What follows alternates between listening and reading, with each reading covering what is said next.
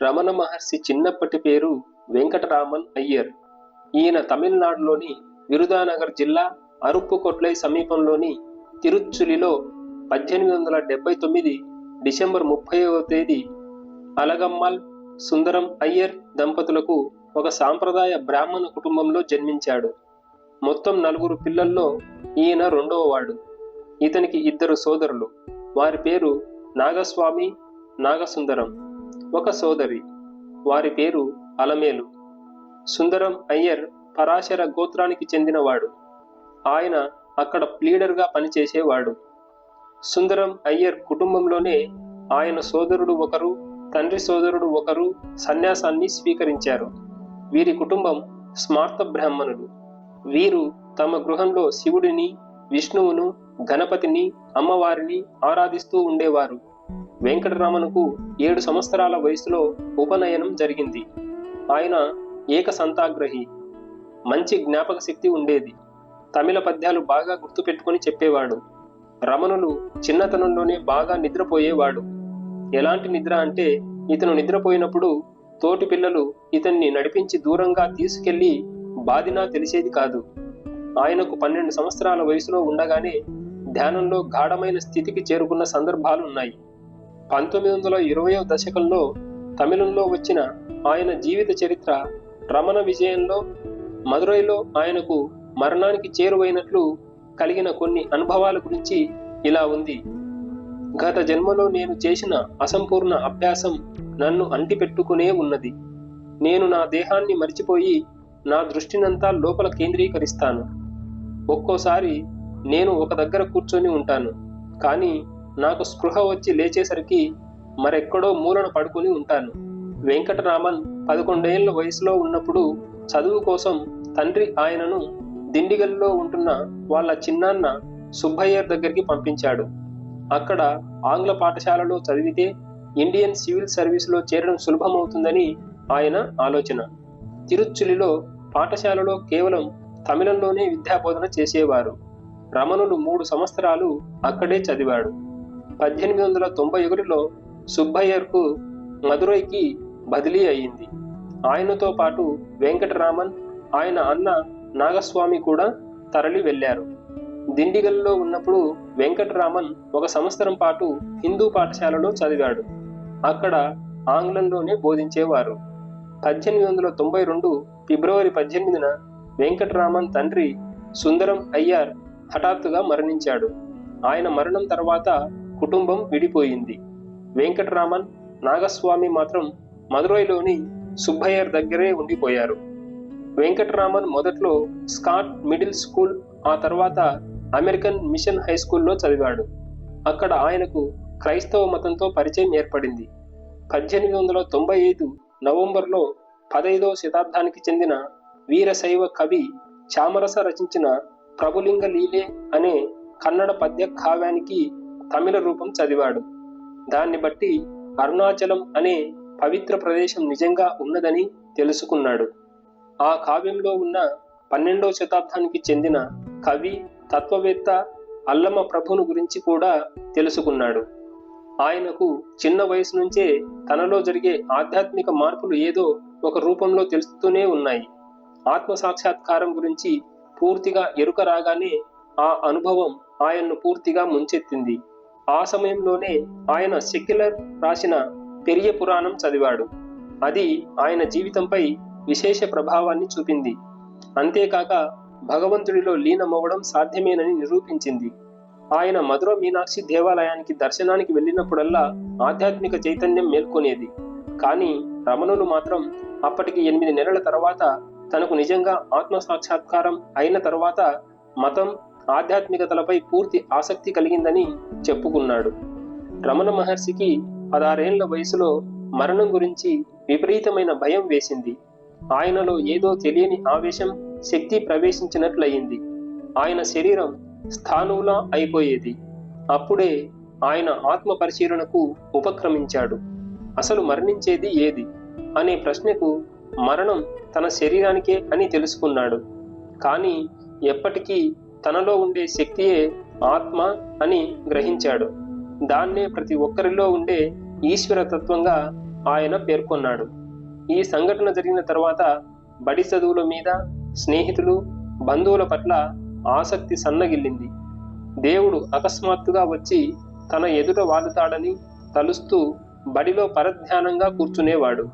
ఎవరితో కలవకుండా ఒంటరిగా కూర్చొని తనలో ఉన్న శక్తి మీదే దృష్టి కేంద్రీకరిస్తూ ఉండేవాడు. ప్రతిరోజు మీనాక్షి అమ్మవారి గుడికి వెళ్లి నటరాజస్వామిని, 63 మంది నాయర్ల విగ్రహాలను చూస్తూ వారు చూపిన భక్తి భావాలు తనకు కూడా కలగజేయమని, వారి మీద చూపిన అనుగ్రహం తన మీద కూడా చూపమని భగవంతుణ్ణి వేడుకుంటూ ఉండేవాడు. తన కుటుంబ సభ్యులు సన్యాసం స్వీకరించడానికి ఇష్టపడరని తెలుసుకొని సోదరునితో తాను ప్రత్యేక తరగతులకు హాజరవుతున్నానని చెప్పి 1896 ఆగస్టు 29 నాడు రైలెక్కి 1896 సెప్టెంబర్ 1న తిరువన్నమలైకి చేరుకున్నాడు. జీవితాంతం అక్కడే ఉన్నాడు. తిరువన్నమలై చేరుకున్న వెంకట్రామన్ మొదటగా అరుణాచలేశ్వర దేవాలయాన్ని సందర్శించాడు. మొదటి కొన్ని వారాలు అక్కడ ఉన్న 1000 లింగాల మంటపంలో బస చేశాడు. తర్వాత గుడిలోనే వేరే చోట్లకు మారాడు. చివరకు ఎవరికీ కనపడని పాతాళ లింగం దగ్గరకు చేరుకొని కొన్ని రోజుల పాటు గాఢమైన సమాధి స్థితిలో మునిగిపోయాడు. ఆ స్థితిలో ఆయనకు అక్కడ ఉన్న క్రిమి కీటకాలు శరీరాన్ని కుడుతున్నా తెలియలేదు. చివరికి ఆలయంలో ఉండే శేషాద్రి స్వామి ఆయన్ను గమనించి కాపాడటానికి ప్రయత్నించాడు. ఒక 6 వారాల పాటు సుదీర్ఘ సమాధిలో ఉండిపోయిన రమణులను బయటకు తెచ్చి శరీరాన్ని శుభ్రం చేశారు. తరువాతి 2 నెలల పాటు సుబ్రహ్మణ్య ఆలయంలో ఉన్నాడు. అప్పుడు కూడా ఆయనకు దేహం మీద, పరిసరాల మీద ఏమాత్రం స్పృహ లేదు. ఆయన ఆకలితో అలమటించకూడదని ఆహారం కూడా నోటికి దగ్గరకు తీసుకెళ్లి తినిపించేవారు. 1897 ఫిబ్రవరి నాటికి ఆయన తిరువన్నమలై చేరుకొని 6 నెలలు దాటిన తరువాత అక్కడికి 1 మైలు దూరంలో ఉన్న గురుమూర్తం దేవాలయానికి చేరుకున్నాడు. ఆయన అక్కడికి వెళ్లిన వెంటనే పళనిస్వామి అనే వ్యక్తి ఆయనను చూడటానికి వెళ్ళాడు. ఆయనకు రమణులను చూడగానే అంతులేని సంతృప్తి, శాంతం కలిగింది. ఆ సమయం నుంచి ఆయన జీవితాంతం రమణులకు సేవ చేస్తూనే ఉన్నాడు. ఆయనకు భౌతిక రక్షణ కల్పించడమే కాక చుట్టుపక్కలకు వెళ్లి భిక్ష స్వీకరించి తనకు, రమణులకు ఆహారం వండి పెట్టేవాడు.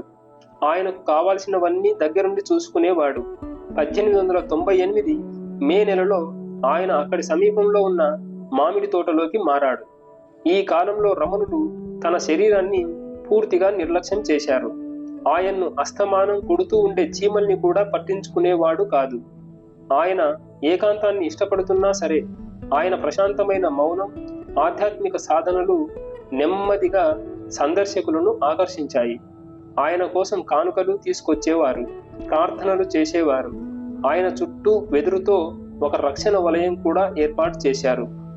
గురుమూర్తం ఆలయంలో ఉండగానే ఆయన కుటుంబానికి ఆయన అక్కడ ఉన్నట్లు తెలిసింది. మొదట ఆయన మేనమామ నెల్లియప్ప అయ్యర్ వచ్చి తన ఆధ్యాత్మిక సాధనలకు ఆటంకం కలిగించమని ఇంటికి తిరిగి రమ్మని వేడుకున్నాడు. రమణులు మాత్రం మౌనంగా ఉండిపోయారు. నెల్లియప్ప చేసేదేమీ లేక తిరుగు ప్రయాణం అయ్యాడు. 1898 సెప్టెంబర్లో ఆయన అరుణాచలానికి తూర్పు దిక్కుగా ఉన్న పావలకుండ్రులోని శివుడి దేవాలయానికి వెళ్ళాడు. అక్కడకు తన మాతృమూర్తి వచ్చి బ్రతిమిలాడినా తిరిగి వెళ్ళడానికి ఒప్పుకోలేదు. 1899 ఫిబ్రవరిలో కొండ క్రింది నుంచి అరుణాచలం కొండ మీద జీవించడానికి వెళ్ళాడు. అక్కడ సద్గురు గుహలో కొన్నాళ్ళున్నాడు. తర్వాత నమశివాయ గుహలో కొన్నాళ్ళున్నాడు. తర్వాత 17 ఏళ్ల పాటు విరూపాక్ష గుహలో నివాసం ఉన్నాడు. ఎండాకాలం మామిడి తోటకు సమీపంలోని గుహలో గడిపేవాడు. ఒకసారి ప్లేగు వ్యాధి ప్రబలినప్పుడు మాత్రం పచ్చయమ్మన్ గుడిలో ఉన్నాడు. 1902లో శివప్రకాశం పిల్లై అనే ప్రభుత్వ అధికారి ఒకరు అక్షరాలు రాసే పలక ఒకటి చేతిలో పట్టుకొని ఎవరైనా తమ నిజమైన ఉనికిని గుర్తించడం ఎలా అనే ప్రశ్నకు సమాధానం కోసం ఆ యువస్వామిని కలవడానికి వెళ్ళాడు. ఆయన్ను 14 ప్రశ్నలు అడిగాడు. అందుకు ఆయన ఇచ్చిన సమాధానాల సారమే ఆయన మొదటిసారిగా బోధించిన ఆత్మ విచారణ. ఈ బోధనే ఇప్పటికీ అత్యంత ప్రజాదరణ పొందినది. ఇవే విషయాలను నాన్ యార్ నేను ఎవరు అనే పుస్తకంగా ప్రచురించారు. ఆయనను చూడటానికి చాలా మంది సందర్శకులు వచ్చేవారు. వారిలో కొంతమంది ఆయన భక్తులయ్యారు. కావ్యకంఠ గణపతి మునిగా పేరుగాంచిన తెలుగు వేద పండితుడు అయ్యల సోమయాజుల గణపతి శాస్త్రి ఆయనను దర్శించాడు. ఆయనకు శృతులు, శాస్త్రాలు, తంత్రం, యోగ శాస్త్రం, ఆగమ శాస్త్రం లాంటి ఎన్నో విషయాలు తెలిసినా తనలోని భగవంతుని దర్శించడం కోసం 1907లో రమణులను చూడటానికి వచ్చాడు. ఆత్మ విచారణలో ఆయన నుండి ఉపదేశాన్ని అందుకున్న గణపతి ముని ఆయనకు భగవాన్ రమణ మహర్షిగా పిలిచాడు. అప్పటి నుంచి ఆయనకు అదే పేరు సార్థకమయ్యింది. గణపతి శాస్త్రి తన శిష్యులకు కూడా ఈ ఉపదేశాన్ని అందించాడు. కానీ తాను పూర్తిగా భగవంతుని దర్శించలేకపోయానని అంటుండేవాడు. రమణ మహర్షి మాత్రం ఆయన పట్ల ఎంతో ప్రీతిగా ఉండటమే కాక ఆయన జీవితాన్ని చాలా ప్రభావితం చేశారు. 1911లో భారతదేశంలో పోలీస్ అధికారిగా పనిచేస్తున్న ఫ్రాంక్ హంఫ్రిన్ రమణ మహర్షిని చూడటానికి వచ్చిన మొదటి పాశ్చాత్యులలో ఒకడు. ఆయన రమణ మహర్షి గురించి ఆంగ్లంలో రాసిన కొన్ని వ్యాసాలు 1913లో ది ఇంటర్నేషనల్ సైకిక్ గెజిట్ అనే పత్రికలో ప్రచురితం అయ్యాయి. నరసింహ రాసిన సెల్ఫ్ రియలైజేషన్ అనే పుస్తక అనుబంధంలో ఇలా రాశాడు: 1912 రమణ మహర్షి తన శిష్యుల సమక్షంలో ఉన్నప్పుడు ఒక మాదిరి మూర్ఛలాగా వచ్చేది. ఆ సమయంలో ఆయనకు 2 సార్లు తెల్లటి కాంతితో కళ్ళు బయర్లు గమ్మేవి. మూడోసారి చూపు పూర్తిగా కనిపించేది కాదు. తల తిరుగుతున్నట్లు అనిపించేది. గుండె ఆగిపోయినట్లు, శ్వాస నిలిచిపోయినట్లు, చర్మం నీలంగా మారిపోయినట్లు మరణించే వ్యక్తుల లక్షణాలు కనిపించేవి. ఈ స్థితి సుమారు 10 నుంచి 15 నిమిషాల పాటు ఉండేది. ఆ తర్వాత శరీరం ఒక రకమైన కుదుపుకు లోనై మళ్లీ సాధారణ స్థితికి వచ్చేది. ఇదంతా కొత్తగా అనిపించిన వారికి తర్వాత రమణులు అది నిజంగానే మూర్ఛ అని, తన ప్రమేయం లేకుండానే దానంతటా అదే వస్తుందని తెలిపాడు. ఓస్ బోర్న్ మాత్రం అలా జరిగిన తర్వాత ఆయన పూర్తిగా బాహ్య ప్రపంచంలోకి వచ్చినట్లు అనిపించేదని చెప్పాడు. 1916లో రమణ మహర్షి తల్లి అలగమ్మాల్, తమ్ముడు నాగసుందరం ఆయనతో కలిసి తిరువన్నామలైలో జీవించడానికి వచ్చేశారు. ఆయన తర్వాత స్కందాశ్రమానికి వెళితే వారిరువురు ఆయన్ను అనుసరించారు. స్కందాశ్రమంలో రమణుడు 1922 దాకా ఉన్నాడు. తర్వాత రమణ మహర్షి తల్లికి సన్యాస దీక్షనిచ్చి వ్యక్తిగతంగా ఆమెకు ఆధ్యాత్మిక శిక్షణ ఇచ్చాడు. అదే సమయంలో ఆమె ఆశ్రమం వంటగది పని పర్యవేక్షించేది. తర్వాత తమ్ముడు నాగసుందరం కూడా సన్యాస దీక్ష తీసుకొని నిరంజనానంద అనే పేరు మార్చుకున్నాడు. ఆయనను చిన్నస్వామి అని కూడా పిలిచేవారు. ఈ సమయంలోనే రమణులు అరుణాచలేశ్వరునిపై 5 గీతాలు రచించాడు. అందులో మొదటిది అక్షర మణిమాల. ఒక భక్తుడు తాను భిక్షకు వెళ్ళినప్పుడు వీధుల్లో పాడుకుంటూ వెళ్ళటానికి ఒక పాటను ఇవ్వమనగా ఆయన తమిళంలో స్వరపరిచాడు. 1920 నుంచి తల్లి ఆరోగ్యం క్షీణించడం మొదలుపెట్టింది. ఆమె 1922 మే 19న తనయుడు పక్కన కూర్చొని ఉండగానే మరణించింది. రమణ మహర్షి 1922 నుంచి 1950లో ఆయన మరణించేదాకా ఆయన తల్లి సమాధి చుట్టూ ఏర్పడ్డ రమణాశ్రమంలో ఉన్నాడు. ఆయన తరచూ స్కందాశ్రమం నుంచి తల్లి సమాధి వరకు నడుస్తూ ఉండేవాడు. 1922 డిసెంబర్ నుంచి ఆయన స్కందాశ్రమానికి వెళ్లకుండా కొండ కిందనే ఉండిపోయాడు. దాని చుట్టూనే ఈ ఆశ్రమం ఏర్పడింది. మొదట్లో సమాధి, దాని పక్కనే ఒక గుడిసె మాత్రం ఉండేవి. 1924లో ఒకటి సమాధికి ఎదురుగా, ఇంకొకటి ఉత్తరంగా 2 గుడిసెలు నిర్మించారు. ఇప్పుడు పాతహాలుగా పిలువబడే నిర్మాణాన్ని 1928లో నిర్మించారు. రమణ మహర్షి 1949 వరకు అందులోనే నివసించారు. నెమ్మదిగా రమణాశ్రమంలో ఒక గ్రంథాలయం, వైద్యశాల, పోస్టాఫీస్, ఇంకా చాలా సౌకర్యాలు ఏర్పడ్డాయి. రమణులు భవన నిర్మాణంలో తన సహజ సిద్ధమైన నైపుణ్యాన్ని చూపించేవారు. వీటి గురించి అన్నామలై స్వామి తన జ్ఞాపకాలలో వివరించారు. 1938 వరకు అన్నామలై స్వామి రమణుల నుంచి నేరుగా ఆదేశాలు తీసుకుంటూ నిర్మాణాలను పర్యవేక్షించారు. రమణులు చాలా సాధారణమైన సన్యాసి జీవితాన్ని గడిపేవాడు. ఆయన గురించి విస్తృతంగా రాసిన డేవిడ్ గాడ్ మ్యాన్ ప్రకారం అందరూ అనుకున్నట్లు ఆయన ఎక్కువ సమయంలో మౌనంగా కూర్చొని గడిపాడన్నది అవాస్తవం. ఆయన తల్లి ఆయన దగ్గరకు వచ్చినప్పుడు ఆశ్రమం అభివృద్ధి చెందడం మొదలుపెట్టినప్పటి నుంచి ఆయన ఆరోగ్యం దెబ్బతినేంత వరకు ఆశ్రమంలో వంట కార్యక్రమాలు, విస్తరాకులు కుట్టడం లాంటి కార్యక్రమాల్లో చురుగ్గా ఉండేవాడు. 1931లో నరసింహ రాసిన self realization, the life and teachings of Ramana Maharshi అనే గ్రంథం తొలిసారిగా ప్రచురితమైంది. ఆయన గురించి అప్పటికే భారతదేశంలో బాగా తెలిసింది. అప్పటికే పాల్ బ్రంటన్ అనే ఆంగ్లేయుడు భారతదేశంలో సంచరిస్తూ ఆయనను 1931 జనవరిలో కలిశాడు. తరువాత ఆయన అనుభవాలను రహస్య భారతదేశంలో నా అన్వేషణ అనే పుస్తకంలో రాశాడు. ఈ పుస్తకంలో ఆయన కంచి పరమాచార్య రమణ మహర్షిని కలవమని ఎలా ప్రేరేపించింది, తాను కలిసిన తర్వాత ఆయన మీద రమణులు ఎలా చెరగని ముద్ర వేసినది చెప్పాడు. రమణ మహర్షి ప్రాబల్యం ఎలా పెరిగింది చెప్పాడు. ఆలయానికి వచ్చే భక్తులందరూ తప్పనిసరిగా గుంపులు గుంపులుగా కొండపైకి వెళ్లి ఆయనను దర్శనం చేసుకుని వచ్చేవారు. పాల్ బ్రంటన్ ఆయనను భారతదేశపు చివరి అత్యుత్తమ ఆధ్యాత్మికుల్లో ఒకరిగా చెబుతూ తన ఆత్మీయతను వెల్లడించాడు. ఆయన చాలా సాదా మనిషి, నిరాడంబరంగా ఉంటాడు. కాబట్టి నేను ఆయన్ను బాగా ఇష్టపడ్డాను. ఆయన చుట్టూ ఉన్న ఆవరణలో విశ్వసనీయమైన గొప్పతనం స్పష్టంగా కనిపించింది. ఎందుకంటే ఆయన తన ప్రజల రహస్య ప్రేమ స్వభావాన్ని ఆకట్టుకోవడానికి క్షుద్ర శక్తులు, మఠాధిపతుల గురించి ఎటువంటి వాదనలు చేయడు. తన జీవిత కాలంలో ఆయనను మహాప్రవక్తలాగా చేసే ప్రతి ప్రయత్నాన్ని గట్టిగా ప్రతిఘటించాడు. బ్రంటన్ రమణాశ్రమంలో ఉండగానే ఆయనకు విశ్వ చైతన్య భావన కలిగింది. ఆయన రచించిన పుస్తకం అత్యధిక ప్రతులు అమ్ముడైంది. పాశ్చాత్యుల్లో చాలా మందికి రమణ మహర్షిని పరిచయం చేసింది. దీని తర్వాత Paramahansa Yogananda, Somerset Maugham, Mercedes Acosta, Arthur Osborne Ramana మహర్షిని సందర్శించడానికి వచ్చారు. సోమర్సెట్ మామ్ 1944లో తాను రాసిన ది రేజర్స్ ఎడ్జ్ అనే నవలలో రమణ మహర్షి స్ఫూర్తితో ఒక ఆధ్యాత్మిక గురువు పాత్రను రూపొందించాడు. రమణ మహర్షిని ఆయన జీవించి ఉన్నప్పుడు, ఇప్పుడు చాలా మంది అత్యుత్తమ జ్ఞానిగా పరిగణిస్తారు. ఆయన చాలా మంది భక్తులను ఆకర్షించారు.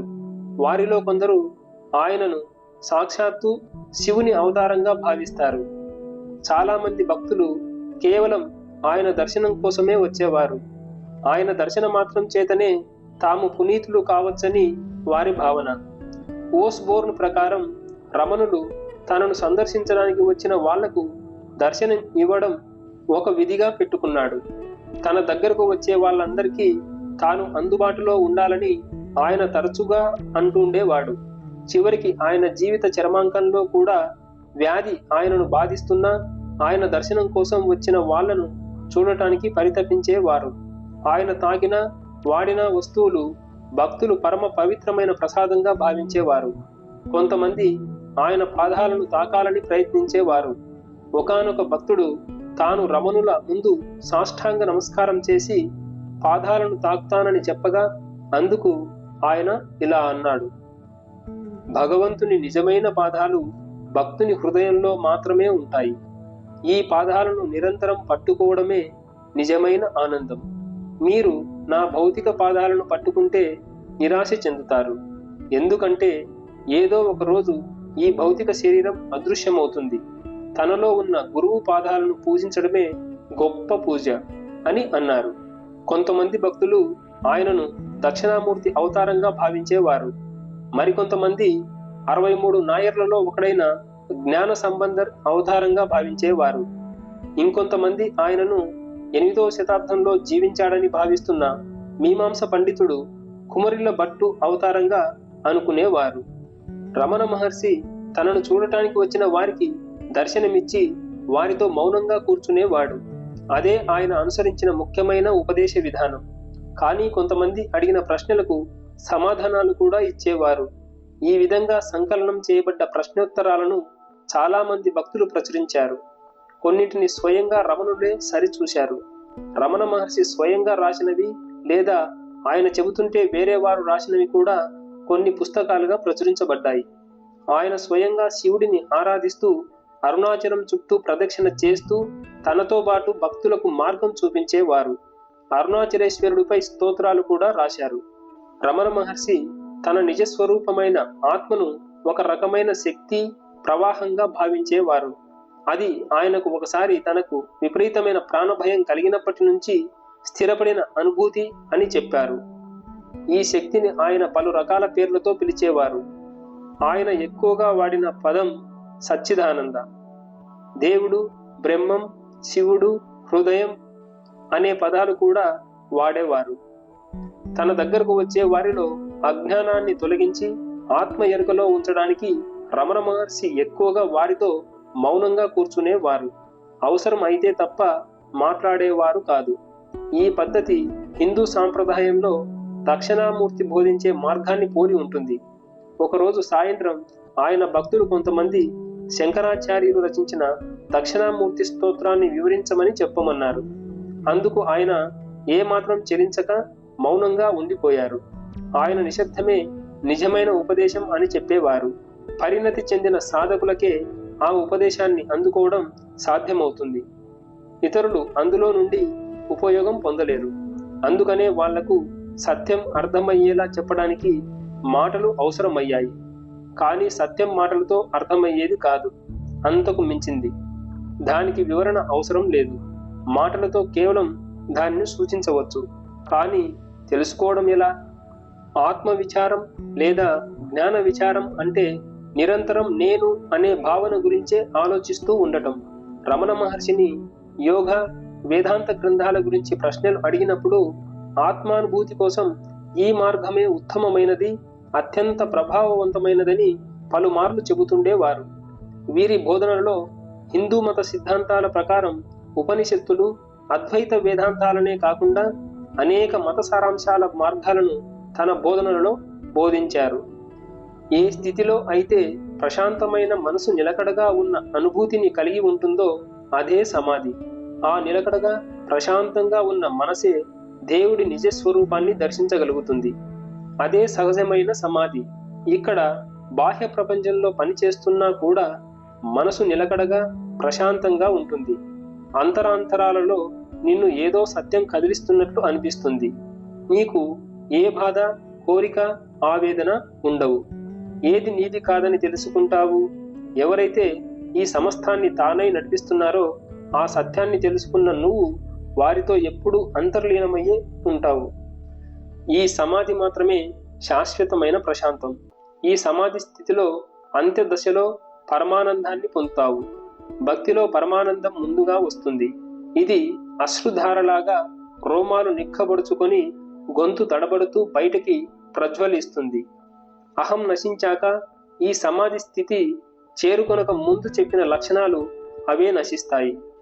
ఆయన జ్ఞాన సముపార్జన కోసం ఆత్మ విచారాన్ని శీఘ్రమైన పద్ధతిగా సూచించినప్పటికీ తాను నమ్ముకున్న దైవం పట్ల భక్తి, ఆత్మ నివేదన ద్వారా కూడా జ్ఞానాన్ని పొందవచ్చని, అవి కూడా చివరికి ఆత్మ విచారమనే భావనలో కలుస్తాయని చెప్పారు.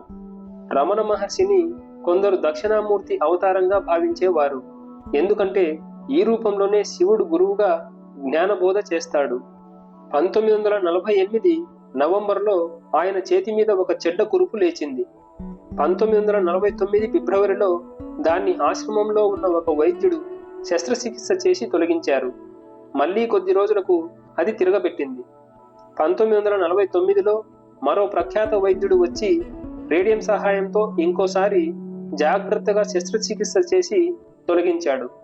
ఆ వైద్యుడు చెయ్యి భుజం వరకు పూర్తిగా తీసేస్తే ఆయన జీవించడానికి అవకాశం ఉంటుంది అని చెప్పారు. కానీ రమణ మహర్షి అందుకు అంగీకరించలేదు. 1949 ఆగస్టులో మూడోసారి, మళ్లీ డిసెంబర్లో 4వసారి శస్త్రచికిత్స చేశారు. అయితే వాటితో ఆయన మరింత బలహీనం అయిపోయారు.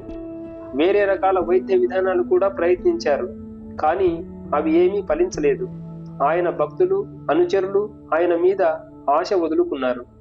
ఆయన అనుచరుల కోసమైనా తనను తాను నయం చేసుకోమని కొందరు కోరగా అందుకు ఆయన, నా శరీరం మీద మీకు ఎందుకంత మమకారం?